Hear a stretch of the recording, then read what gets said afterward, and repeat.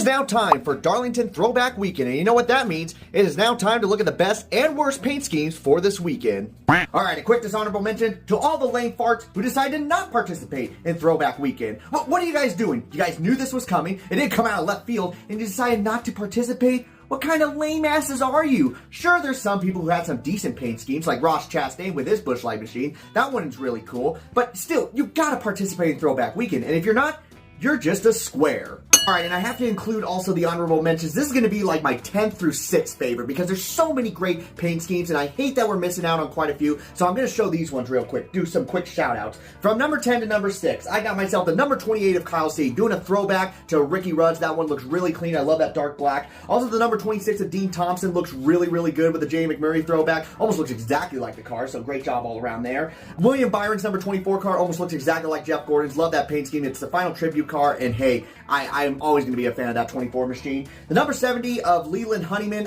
This one was so close to being in my top 5. I mean, it looks just like the Nesquik car from the early 2000s. Love it. Just barely missed the mark. And same thing with the number 45 of Mason Massey, going back to Mr. Excitement, Jimmy Spencer. All of them really, really great paint schemes. Just missed the mark on the top 5. So now with my 5th least favorite one, it's got to go to the number 42 of John Hunter Nemechek. Now, I will admit the design is really nice, and it's a throwback to Joe Nemechek back in 1998, but none of the colors match.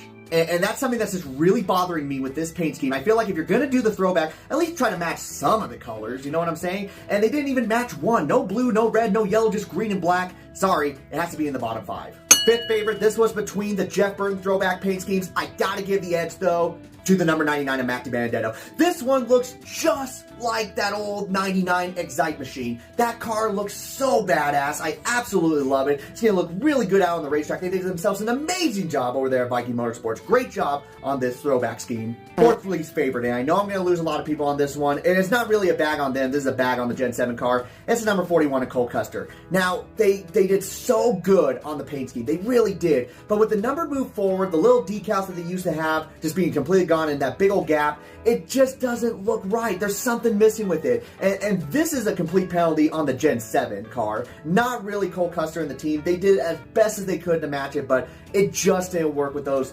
decals just completely missing. It's a bummer because this one was actually really nice. 4th favorite, I'm giving it to the number 44 of Brandon Poole with their throwback to Jeff Gordon back in 2001 when he ran the Bugs Bunny machine. Now, the render does not look that great. Let's be honest here. That purple, it seems like something's missing. But when you look at the actual photos of what the car is going to look like, you just gotta fall in love with it. Very clever, putting Brandon Poole as the character instead of Bugs Bunny. That was really smart on their part, and that purple's gonna shine around that racetrack at Darlington. You just gotta love this paint scheme.